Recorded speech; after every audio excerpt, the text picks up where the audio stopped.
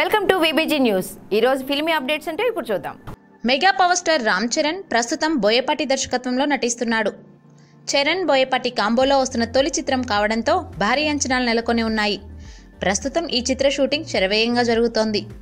భారీ యాక్షన్ సన్నివేశాలతో కళ్ళు మాస్ ఎంటర్టైనర్గా ఈ చిత్రాన్ని బోయపాటి తీర్చిదిద్దుతున్నారు.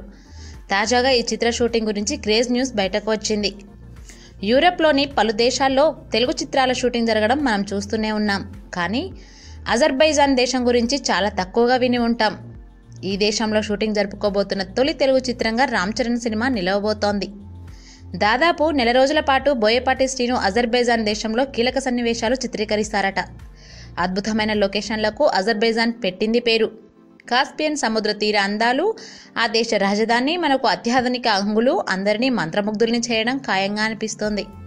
30 రోజుల పాటు అంటే సాంగ్స్తో పాటు కీలకమైన సన్నివేశాలు కూడా అక్కడ చిత్రీకరించనున్నారట.